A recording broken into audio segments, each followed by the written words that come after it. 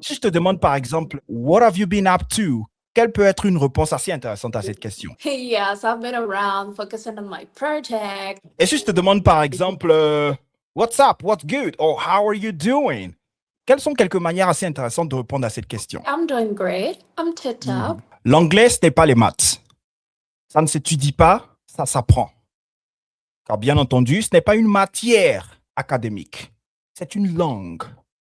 Mais bien au-delà de l'apprentissage, mieux, ça se vit. Il faut vivre la langue au quotidien.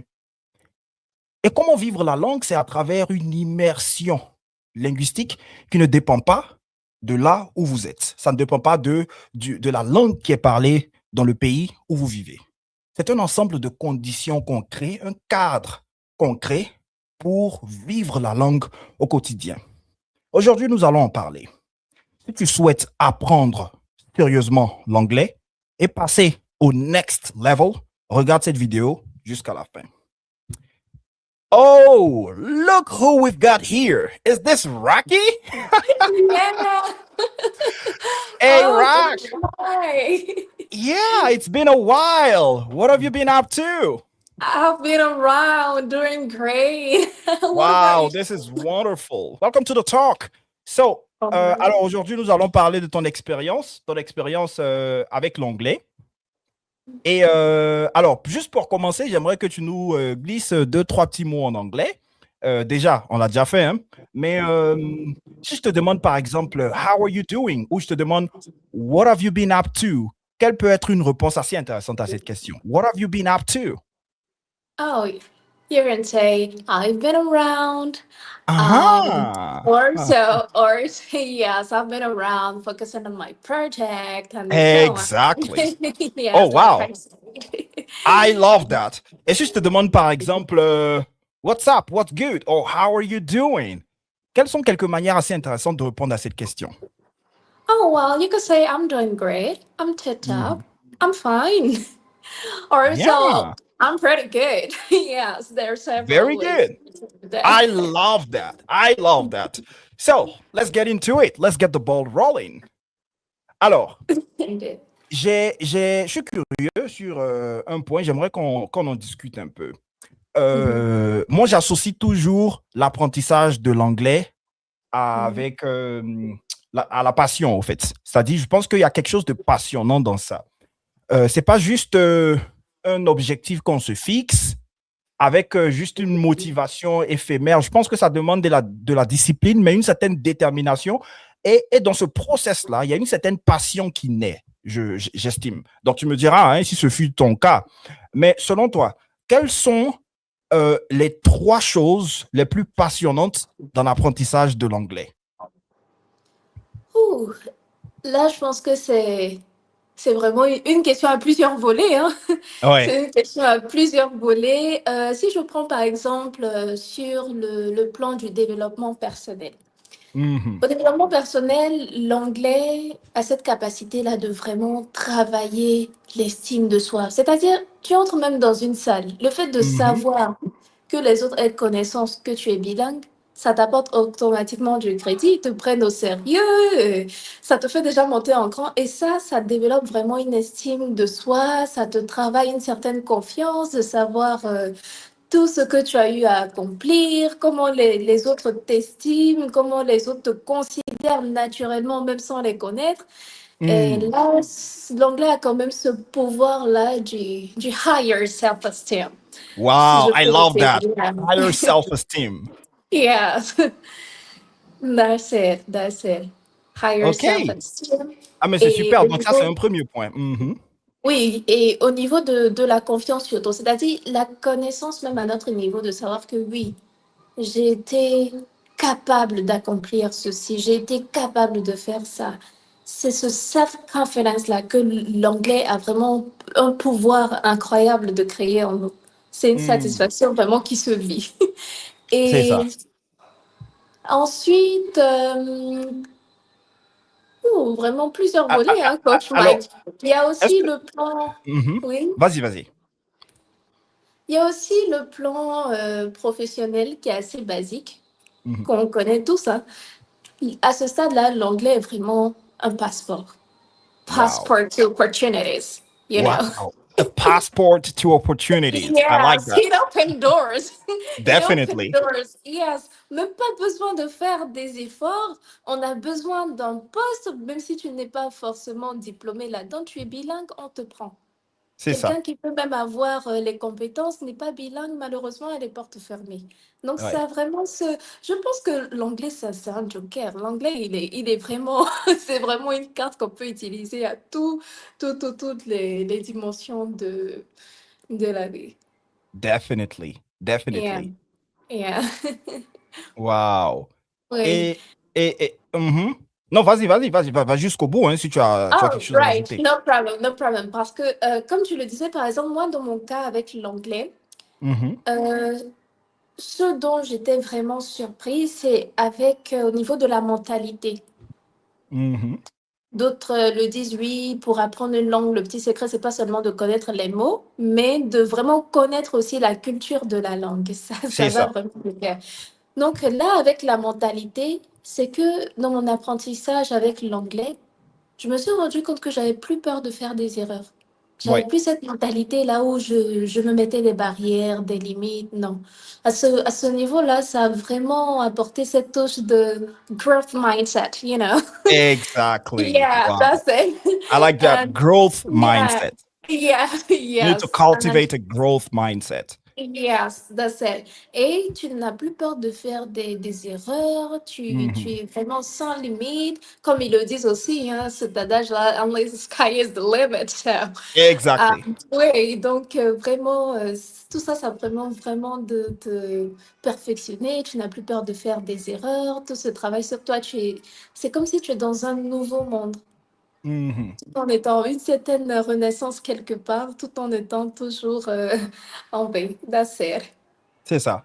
So you learn a lot from it. You learn a whole lot of things. Actually, the most beneficial thing about learning English is what you gain in the process, not just the result, but what you gain in the process. And here we can talk about confidence. You talked about higher self-esteem. You cultivate a growth mindset. You don't fear mistakes.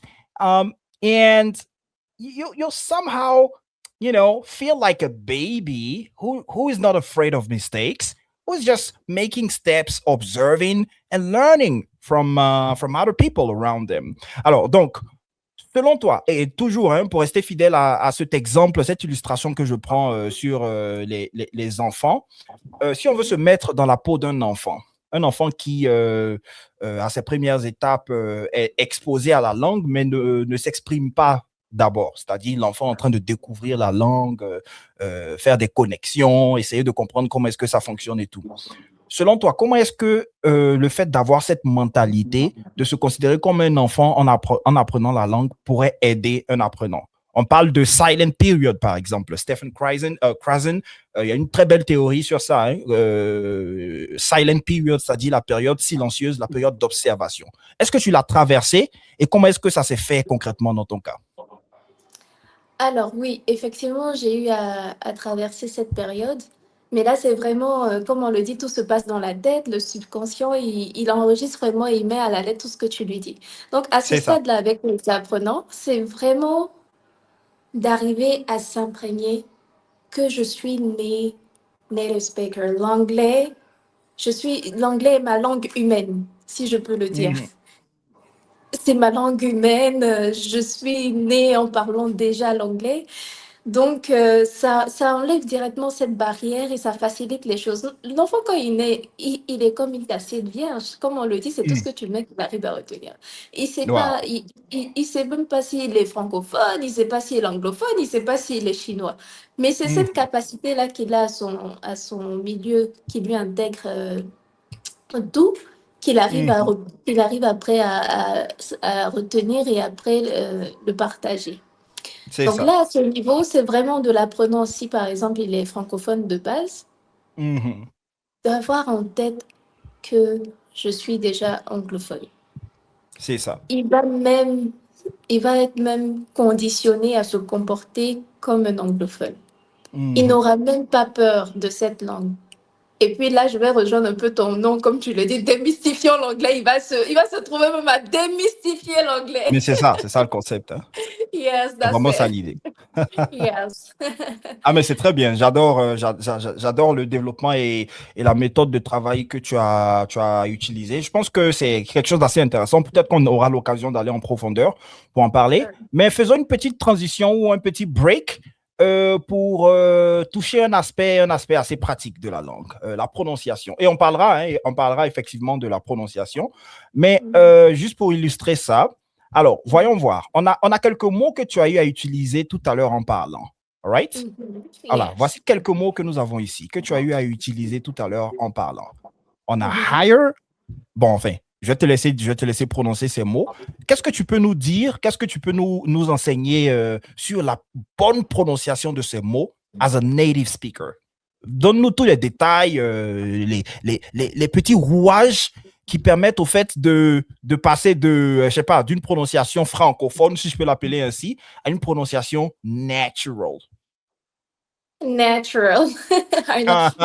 But je t'en prie, hein, go ahead. Ouais. You can pronounce. You can. OK. OK. Yeah. Alors, donc, on y va avec le premier terme. OK? Mhm. Les Yes. francophones pourraient dire, par exemple, à Haiger ou Mhm. Here ou, je sais Mhm. pas, ou I her, Mhm.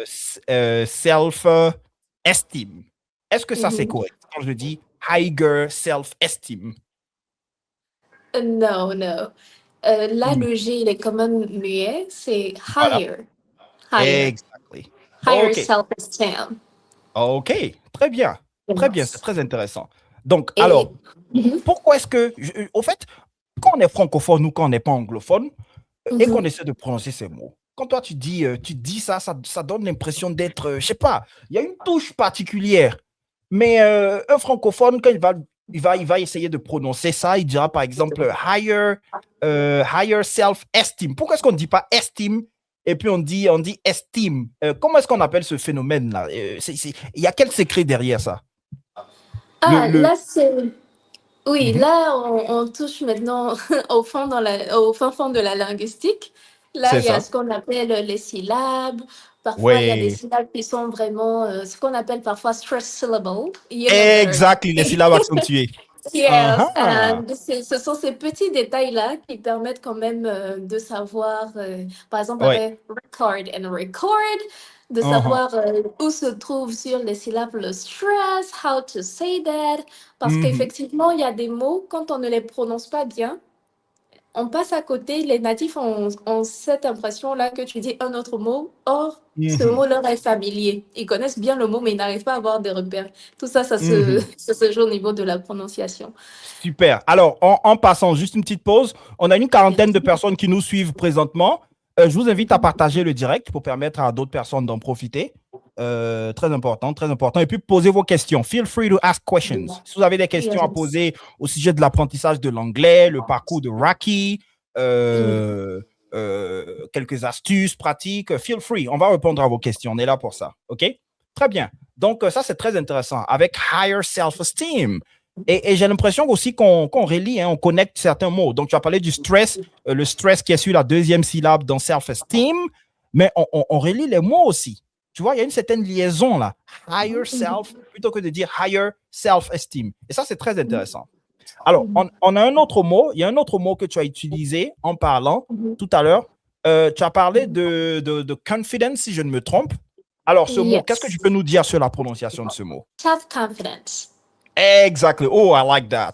Tu vois? C'est-à-dire, ça ne sonne pas comme un, je sais pas, self ou self. C'est self. Tu as dit self. Self. Tu vois? C'est comme si le L était muet. Self. Self. Mhm. Self-confidence. Et puis, tu n'as pas dit confidence. Tu as dit confidence. Confidence. Comment tu Yes. apprends ces choses? Comment tu as pu en arriver à un stade où ça sort naturellement comme ça? Voilà, ça c'est quand même une petite parenthèse. Avec les francophones qui apprennent l'anglais, ça rejoint le point dont on parlait tout à l'heure, d'arriver à vraiment se Mhm. déconnecter de sa langue d'origine. Mhm. Et quand tu arrives à te déconnecter de... Parce que si je me permets de dire self-confidence, Qu'est-ce qui me Mhm. fait penser aux confidences? C'est parce que je suis née dans un environnement, quand je vois ce mot, c'est confidence que je dis. C'est Naturellement, ça. si je le vois, Donne-moi un instant, une seconde. Oui, vous mhm. pouvez poser vos questions en français. Pour les personnes qui se sentent plus à l'aise en français, vous pouvez poser les questions en français. Ok, vas-y, poursuis. Mhm. Donc c'est déjà marqué là, c'est déjà enregistré, Mhm. gravé, confidence. Donc quand je le vois, je vais dire confidence. Or là, en anglais, je dois oublier que je suis francophone, je dois oublier que je connais le français, je dois oublier que je suis, que je suis natif. Je me considère déjà comme quelqu'un qui parle l'anglais, so self-confidence, you know, Wow, wow, that's wow, it. wow. I love that. Awesome. Alors, on va prendre un autre mot que tu as prononcé. Alors, je sais pas si tu en as parlé, mais quand on parle de Mhm. réalisation, ok, quand on parle de Mhm. réalisation en anglais, les francophones seront souvent tentés de dire realization, right? Alors qu'il y a un autre mot assez intéressant ici pour parler de réalisation. Par exemple, Mhm. arriver à je sais pas, avoir un niveau natif, par exemple, en anglais. OK? On va Mhm. utiliser le terme achieve. Et puis, il y a un nom qui ressort de ça, qui se réfère aux réalisations. Qu'est-ce que tu peux nous dire sur la prononciation de ce mot? You can say achievement. Exactly. You can say Achievement. achievement. Right?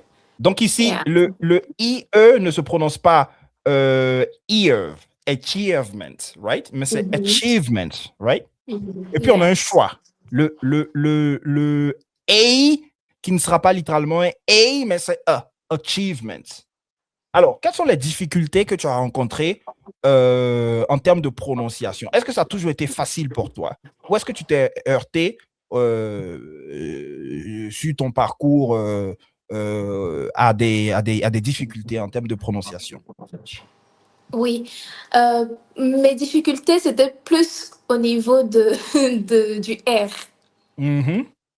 C'est bizarre, mais Ah c'était au niveau du R. oui, le Par R des exemple, comment ça... francophones, là, c'est pas exactement ce Yes, qu'on a en anglais. oui. Et au niveau aussi du TH, j'arrivais pas, je Voilà. me Est-ce que tu peux nous forçais donner un de faire... exemple avec le R, par exemple? Um, for example, rice. If I want to say Ah, rice, par exemple, ça va être ah. compliqué. Je fais rice, Rice. rice. Je like the which one? Like Right, right. Et même quand le R se trouve aussi à la fin, hein, par yeah, exemple, yeah, yeah, yeah. père en anglais. Father, like, ça Ah vraiment, ah. c'était. Le R m'a beaucoup fatiguée et là, je devais faire des séances de prononciation toute seule en Mhm. faisant le ra, ra, ra, ra. C'est ça. Et aussi le TH. Le TH. Mhm. C'était un peu compliqué dans les débuts. Right. Alors, on a une question ici. Mhm. Euh, on a un internaute qui souhaite savoir la bonne prononciation du mot qui signifie en français chercheur. OK? Chercheur. Mhm. OK. Alors ici, on dira researchers. Researchers. Right? Do you agree with this pronunciation, Rocky? J'ai la Très bien. confirmation, hein. C'est la confirmation. OK. Yes. Alors, très bien. Donc, c'est ça la bonne prononciation du mot ici. Allez. Alors, Raki, partage-nous un peu ton expérience avec le vocabulaire. Est-ce qu'il y a des stratégies que tu as eu à utiliser pour apprendre facilement du vocabulaire, mais surtout, pouvoir utiliser ce vocabulaire-là? Parce que l'un des problèmes auxquels plusieurs apprenants sont confrontés, c'est le fait d'apprendre des mots, mais qui finalement dorment, hein, des mots qui restent passifs. Je parle de vocabulaire passif. Comment tu arrives à le mettre en activité, à convertir ce vocabulaire passif en vocabulaire actif qui ressort dans tes phrases à l'oral? C'est simple, c'est la pratique. Il faut se Right. trouver vraiment disons, une discipline, comme tu l'avais mentionné plus tôt, qui va te permettre de garder une certaine constance. Parce que c'est quand on... J'aime pas bien le terme, comme tu l'avais dit, motivation, parce que la motivation varie quand même sur des dents de C'est scie. ça. Mais avec la discipline, on se rend compte qu'il y a une certaine constance. Donc, c'est vraiment de pouvoir se trouver une certaine discipline, une certaine routine qui va nous Mhm. emmener à pratiquer les mots pour qu'on soit vraiment maintenu dans ce bain linguistique-là. Mhm. Dans mon cas, par exemple, avec les mots, quand je venais d'apprendre un mot, Je m'arrange à ce que même le mot que j'ai appris le mois dernier, je suis à même de l'utiliser dans les mois qui suivent, dans C'est ça. différents contextes. Parce que le mot, c'est comme si tu le laisses un jour, il va te laisser 2 jours. Ben, c'est Donc, ça. plus tu le yes, practice makes perfect. De toujours la pratique, la pratique, la pratique et ne jamais laisser. That's Sinon, on it. oublie.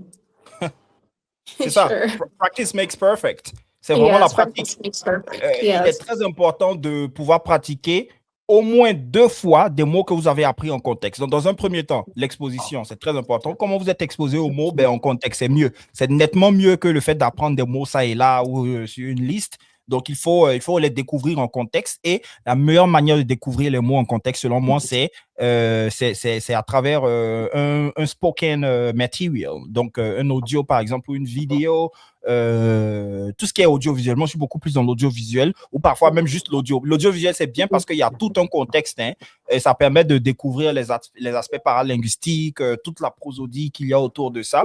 Mais même si c'est l'audio, c'est bon. Si c'est un texte, c'est pas mal, mais il faut aller checker la prononciation du mot, c'est très important. C'est pourquoi je préfère quand c'est spoken, quand c'est en audio, parce que là, au fait, on entend. Et on apprend le son, on apprend la prononciation. Donc, on arrive à utiliser le mot non seulement dans le bon contexte, mais avec la bonne prononciation, les bons sons. C'est très important. Donc, ça, cette première étape-là, c'est important. Après, la prochaine étape, ben, effectivement, comme tu l'as dit, c'est la pratique. Il faut pratiquer au moins 2 fois. Il faut créer le contexte. Il faut créer un contexte pour pratiquer. Et ça, c'est très Merci. important. Et puis, ben, après il faut toujours être en contact avec la langue. Ça facilite les choses. OK? Oui, c'est ça. Et tu vois, même pour développer encore le point que tu dis, tu te rends compte que des personnes qui ont même fait des pays anglophones, quand ils reviennent, à force de ne plus pratiquer la langue et être dans un milieu francophone, ils ont cette perte-là de l'usage de la langue. C'est ça. La langue, elle vit. Hein. Oui, elle Euh, vit, elle c'est vit. c'est- c'est une connaissance dynamique, en fait. Ça, elle est C'est ça, évolutive et ça dépend du contexte. Il faut l'utiliser, il faut l'employer. c'est ça. Alors, Mm. on a Lowen. Raki, est-ce que tu peux retirer peut-être le haut-parleur ou faire un petit réglage sur ton téléphone? J'entends des retours, j'entends des échos quand je parle souvent. Ou Ah, soit tu as tu des... mutes juste le Ou micro. je me mute, Ouais, voilà, je ouais, me ouais, ouais. mute. OK. Alors, on a Lowen, Louise, qui nous demande what's the difference between wonder and wonder. Donc, c'est ça la différence déjà. Hein, je viens de le dire. La différence de prononciation entre wonder et wonder. Can you see the difference? Can you notice it? OK? Dans un premier temps, on a wonder, to wonder, wonder. You look at my lips, they are rounded, right? Wonder. And then when I say wonder, wonder, wonder, it's not rounded anymore. Wonder, I smile, I smile, I say wonder, wonder. Le visage, la gestuelle, la manière de prononcer le son, il y a des aspects même de la communication non verbale qu'il faut analyser quand vous apprenez la langue. Et c'est tout ça qui vous permet de parler l'anglais comme des natifs. OK? C'est la gestuelle, ce sont même les interjections, les onomatopées, tous les aspects de la langue. Tous les aspects de la langue. Il ne faut rien ignorer. OK? C'est pourquoi je parle du fait de vivre la langue. Quand on s'immerge dans la langue, qu'on vit la langue au quotidien, ben, c'est tout un tas de choses qu'on apprend. Moi, si je veux faire une estimation rapide, je vous dirais que c'est peut-être, on va dire, jusqu'à 25-30% des choses que je connais et que j'applique en anglais, que j'ai eu à apprendre soit à l'école ou en étudiant ou en lisant des documents de grammaire ou de vocabulaire, ce genre de choses. Tout le reste, c'est à travers l'écoute, c'est à travers l'exposition et les conversations. That's it. That's it. Alors, pour revenir à Raki, tu parlais tout à l'heure des erreurs. OK? Tu parlais des erreurs. Tu disais que on doit, we need to cultivate a growth mindset and we shouldn't fear mistakes. Et on a pris l'exemple de l'enfant, hein, l'enfant qui n'a pas peur de faire des erreurs. Donc, partage avec nous un peu ton expérience avec les erreurs. Comment tu te sentais à chaque fois que tu faisais des erreurs? Et puis, quelles sont les stratégies que tu as mises en place pour ne plus faire les mêmes erreurs? Parce que l'idée, au fait, je pense, c'est, oui, de ne pas avoir peur de faire des erreurs, donc d'en faire, mais c'est de trouver une stratégie pour ne plus en faire. Donc, plus on parle, euh, plus on remarque ces erreurs. Donc, you become more linguistically aware, c'est très bien, ou self-aware, c'est très bien. Mais il faut aussi mettre un système en place, soit par exemple, quand on suit une formation, se faire corriger, reviser les corrections, et puis s'arranger de sorte à, pratiquer, répéter, s'arranger de sorte à ne plus les faire. C'est pas juste le fait de faire des erreurs, mais il y a tout un travail derrière ça. Donc, partage un peu avec nous ton expérience avec les erreurs. Alors, à ce stade-là, vraiment, c'est toujours parce que on est d'accord que tout commence à partir de là. Donc, à ce stade-là, ce que j'ai expérimenté, c'est de vraiment croire que tu peux le faire, de vraiment croire que tu y arriveras. C'est ça. C'est un peu comme dans le sport. Quelqu'un qui fait le sport, qui veut par exemple un peu diminuer de la graisse au niveau du ventre et qui C'est fait ça. des exercices qui l'épuisent, qui le fatiguent dans le début, mais il a cette croyance-là que oui, je serai comme ça. Il a cette croyance de la visualisation de ce qui se fait. Donc c'est à ce niveau-là avec les erreurs. Si je dois dire quoi comme erreur par exemple, je To cherche une make my erreur à... homework. To make Voilà, my homework. Lorsque ça doit être to do homework. voilà, to make my homework par exemple. Je fais to make my homework, je me rends compte que c'est une erreur. Mais je ne me décourage pas. J'ai cette conviction-là, j'ai cette vision-là de moi qui serait déjà un bilingue. J'ai cette vision-là de moi qui serait comme un native speaker. Donc, je ne me That's décourage it. pas, je work on it, vraiment toujours le practice makes perfect. Mais c'est vraiment cette croyance de ne pas désespérer qui maintient ce cap. Parce qu'une fois qu'on a désespéré, c'est fini. C'est fini. Donc, c'est comme ça qu'il faut vraiment affronter Alors que les ça, c'est erreurs. au menu. Hein. Ça fait partie de l'expérience. Il y a une étape, au fait, où on est Mhm, vraiment frustré lorsqu'on mhm. commence à se comparer à d'autres personnes et parfois même aux natifs et qu'on a l'impression de ne plus faire de progrès, de stagner. Il y a cette étape-là. Cette étape-là, pratiquement tout le monde passe par cette étape de, de frustration. Am I worth it? Am I able to make it? On a l'impression, en fait, de ne pas avoir peut-être certaines prédispositions qui permettraient d'y arriver, surtout quand on travaille sur l'accent et qu'on n'y est pas encore, etc. Non, il faut visualiser l'objectif. Ça prend du temps. Mais discipline is everything. Discipline and consistency. I will say consistent discipline is everything. Quand on est constant dans la discipline et dans le travail, il ne faut pas juste être constant, mais il faut s'assurer d'être constant en faisant ce qu'il faut. Right? That's how you make it happen. And value yourself. Be confident about yourself, your skills. And most importantly, be grateful. Be appreciative of what you've achieved so far. Parce que ça, c'est très important. Peut-être qu'on n'a pas mentionné ça, mais c'est très, très important. Le fait d'être reconnaissant envers soi-même, hein, c'est-à-dire d'apprécier déjà les efforts qu'on a pu fournir, les progrès qu'on a pu faire déjà, c'est très important. Parce que souvent, on se focalise tellement sur les erreurs, sur les fautes, mais juste à côté, il y a tout un parcours. Il y a tout un parcours. On est passé du niveau A0 à A1, à A2, à B1. That's something you can appreciate. Et ça, c'est très important. C'est très important psychologiquement. Ça permet de se sentir à l'aise et donc de passer à la prochaine étape, n'est-ce pas? OK, on a une question d'un internaute qui nous demande, il nous dit, cela fait maintenant plus d'un mois que j'essaie de prononcer le mot qui signifie écureuil en français. Ah, ça, c'est très intéressant. Mais jusqu'à présent, je n'y arrive pas. Je n'y arrive pas. Très bien. Alors, je pense que ce qui pose problème, c'est surtout la prononciation américaine, n'est-ce pas? La prononciation américaine. Moi, je suis beaucoup plus American English. C'est vrai, British English. J'ai commencé avec le British English, donc on sent un peu le British English quand je parle. Mais j'ai été beaucoup plus influencé par l'anglais américain. Il y a deux syllabes ici.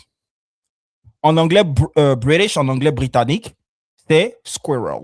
OK? On a squirrel. Ça, c'est l'anglais britannique. Mais en anglais américain, ça sera squirrel. Squirrel. OK? Squirrel.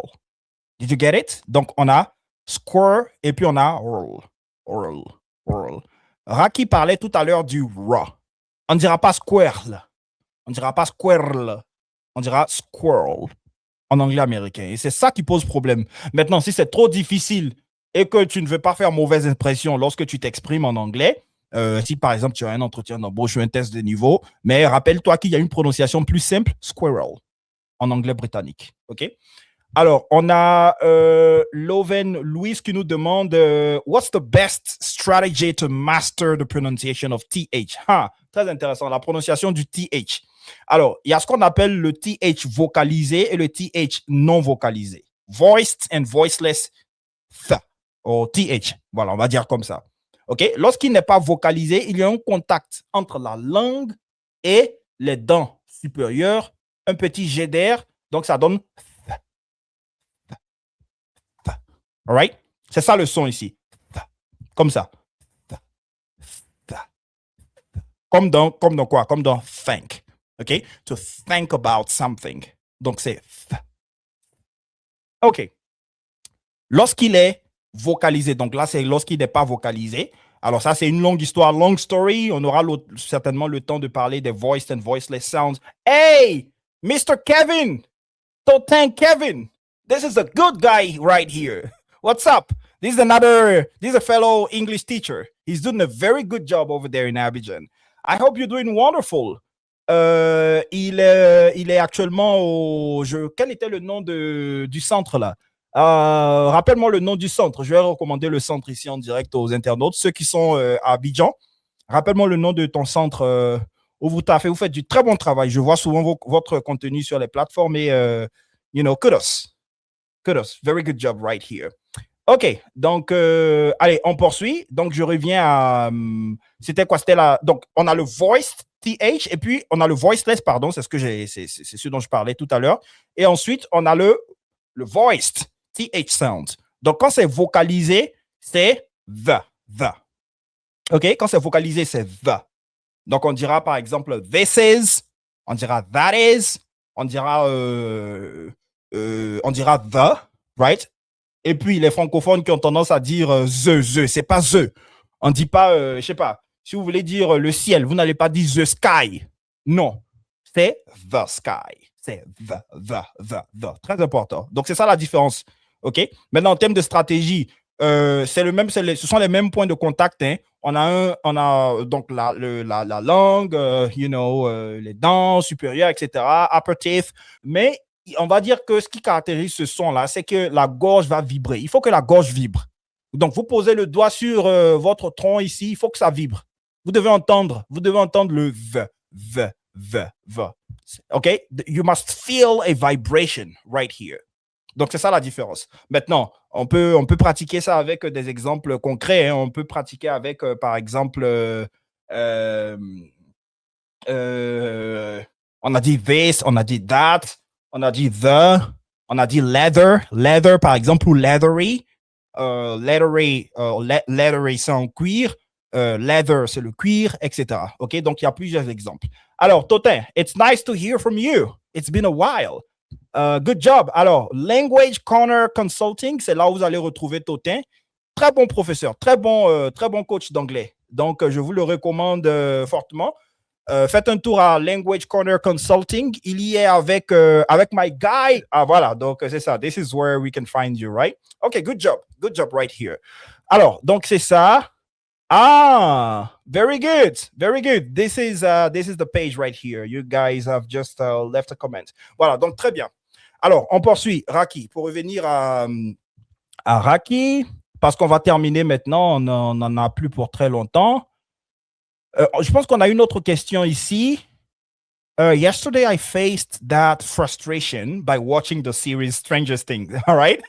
Donc, lui, il regarde une série et puis il expérimente cette frustration-là. Je pense que est-ce que tu as déjà eu ce genre de scénario? Tu t'es déjà retrouvé dans ce genre de situation où après avoir écouté des natifs ou après avoir regardé une série et ça te démotive au fait. Tu te sens frustré, inferior, unable to make it. Bon, dans mon cas, je l'ai plutôt expérimenté autrement parce que naturellement, je suis quelqu'un, quand je veux quelque chose, Au contraire, ça m'a donné plutôt cette force de pouvoir affronter. Donc, j'étais plutôt dans, dans cette lutte-là avec l'anglais, mais pas C'est cette ça. frustration de non, non, non, non, non. Je OK. l'ai plutôt expérimenté autrement. Moi, je pense que c'est Oui. quelque chose de positif parce que tu Mhm. sais ce qui se passe juste avant de faire les plus grands progrès ou de grands progrès dans sa vie, dans un domaine, hein, que ce soit dans la vie en général ou dans un domaine spécifique. Ce qui se passe Mhm. juste avant de faire de grands progrès généralement, c'est le fait de constater nos limites. Mhm. Donc, c'est très bon signe. Parce qu'il faut qu'on C'est ça. constate nos limites en toute humilité pour savoir qu'on a du fil à retordre et travailler pour atteindre l'objectif. Pour C'est ça. travailler pour réduire au maximum le fossé.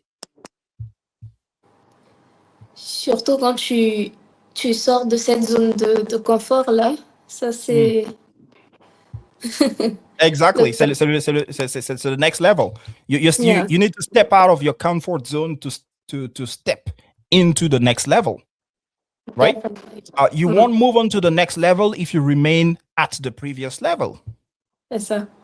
C'est ça, en fait. Il faut que le Oui. niveau auquel tu es aujourd'hui il soit demain the previous level or the former stage, right? Alors, très bien. J'aurais voulu qu'on poursuive et qu'on parle, qu'on touche beaucoup plus de choses, mais je pense qu'on va s'arrêter là. Ah, yeah! Big up, shout out to Mr. Silla. It's been a while. Oh, it's been ages. Come on. How have you been, man? OK, très bien. Donc, alors, les phrasal verbs, on a une question sur les phrasal verbs. Il dit, how do phrasal verbs change the meaning of simple verbs? Alors, déjà, les phrasal verbs, ce sont des verbes.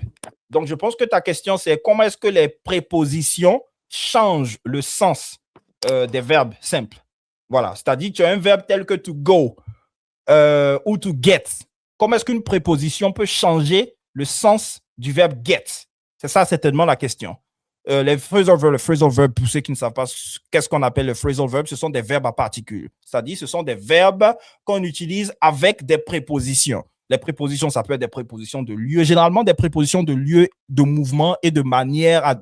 Bon, souvent des adverbes aussi, on a des long phrasal verbs avec des prépositions et des adverbes. Long story, comme quand on dit par exemple to put up with, right? To put up with something, c'est tolérer quelque chose. I can't put up with it anymore. Je ne peux plus tolérer ça. I've had enough of it. That's the last straw that breaks the camel's back. C'est la dernière goutte, c'est la goutte d'eau qui fait déborder le vase. Voilà, je viens de vous glisser 3 expressions ici rapidement. Alors, donc, pour revenir à ça, lorsqu'on parle de phrasal verbs, les prépositions vont changer le sens des phrasal verbs. Je donnais l'exemple de get tout à l'heure. Si vous dites par exemple to get up, c'est se lever, parce que la préposition de mouvement up se réfère à un mouvement du bas vers le haut. Up, OK? OK, très bien. Maintenant, to get on, ça c'est figuratif. Quand vous apprenez les prépositions, il faut commencer par le sens littéral des prépositions. Vous savez que on, preposition of place, ça signifie sur. On dit ici, the fun is on the battle, OK? On the battle, sur. Mais quand on dit to get on, c'est figuratif, ça change de sens. To get on well with someone, c'est comme quand on dit to get along well with someone. C'est bien s'entendre avec quelqu'un. OK? Mais si on dit par exemple to get away et on ajoute with, ça devient un advanced phrasal verb. To get away with something, c'est s'en sortir. Bon, enfin, on va dire ça se réfère au fait de réussir à faire quelque chose d'illicite sans avoir de conséquences ou de répercussions. C'est ça. Maintenant, la traduction spécifique, ça va dépendre. Si je dis par exemple, he got away with cheating during the exam. Je vous donne un exercice. Ça, je vous mets à l'épreuve ici. Comment est-ce que vous allez traduire ça? He got away with cheating during the exam. OK? Sachant que to get away with, vous allez l'utiliser dans un contexte où vous vous référez au fait de faire quelque chose qui est interdit ou quelque chose qui est mauvais. Donc, normalement, vous devez avoir des conséquences, mais il n'y a pas de répercussions. Il y a tellement de manières de traduire ça, cette idée en français. Donc, ça, c'est un petit exercice. Je vous laisse vous exercer avec ça. Alors, oui, il n'y a plus assez de temps. J'aurais souhaité développer davantage, hein, mais je pense qu'on est assez limité. J'espère avoir répondu à cette question qu'on a ici.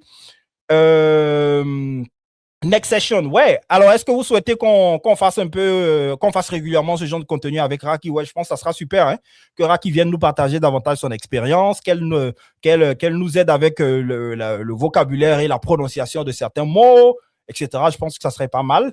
Ouais, et puis ne vous en faites pas. Elle va nous dire un dernier mot en anglais. Elle va nous donner un conseil en anglais tout à l'heure pour terminer. So, don't worry. She's coming again. She's coming again. Alors, yeah, ok, nice. Good to know. Alors, la bonne manière de prononcer ce mot, c'est ce qu'il nous demande. Il dit, on a une question ici. I don't know the correct way to pronounce. Donc, on va dire to pronounce this word. Alors, c'est schedule. OK? Je pense qu'en British English, ça doit donner schedule, right? En anglais britannique. Donc, schedule. Parfois même, j'utilise... il y a certaines prononciations. Comme j'ai commencé avec l'anglais britannique, je ne sais pas si ça m'arrive toujours, mais je sais qu'il y a une époque où il m'arrivait très souvent de prononcer certains mots avec... enfin, de conserver la prononciation britannique pendant que j'avais un accent américain. Et c'est très intéressant, c'est assez intéressant. Voilà, mais de toute façon, c'est l'anglais en général. Donc, peut-être en termes de cohérence... c'est pas l'idéal, mais c'est bien. C'est du moment où c'est pas faux, donc c'est bon. Donc ici, on dira schedule, OK? Et puis, il n'y a pas de souci si tu dis schedule, il n'y a pas de souci. C'est juste que ça sera une autre, ça sera une autre prononciation, quoi. Alors, yeah. OK. Oh, so Louis says, thank you, frankly. You are both amazing. And you are a good example for every student out there. Have a great day. Oh, man, have a great day too. Nice. Alors, OK, bon, on a une question sur la prononciation ici. On nous demande how to pronounce. OK, donc on dit how to pronounce this word. OK, through. Donc, on a un th. Le voiceless th, c'est th. Ensuite, on a raw. Et donc, ça donne through, to go through something. OK? To go through challenges, par exemple. C'est traverser, quoi. Traverser des difficultés. OK, guys, that's it. That will be it. 45 minutes. Yeah, that's a lot of time, and I hope we were able to help you and to motivate you. Raki, the floor is back to you for your last word. Go ahead. Thanks, Coach Mike. The floor is yours. Yes, thanks, Coach Mike. Hello? Hi. Yeah, I can hear you clearly. You got me. Oh, it froze a great. bit, Yeah, but now I thanks, guess it's okay. So, Yeah. alors là, je souhaiterais vraiment dire félicitations à tous ceux qui ont décidé parce que pour moi, l'étape la plus compliquée, c'est de décider. Donc, tous ceux qui ont décidé d'apprendre l'anglais, décidé d'être bilingue un jour, cet objectif, ce rêve-là, c'est vraiment un grand pas. Je souhaiterais vraiment les féliciter. Ils sont vraiment forts parce que c'est pas facile. Et je suis passée par là, je sais ce que ça fait. Donc, vraiment, de ne pas laisser. Et aussi, deux choses. Un, no pain, no gain. Et numéro deux, if you can dream it, you can do it. Donc, ils aient ça à l'esprit. What a beautiful way to put it. Thanks a lot, Raki. Thanks Thank a you, lot, guys. Mike. See you soon. Have a nice day. Thanks a lot, Mike.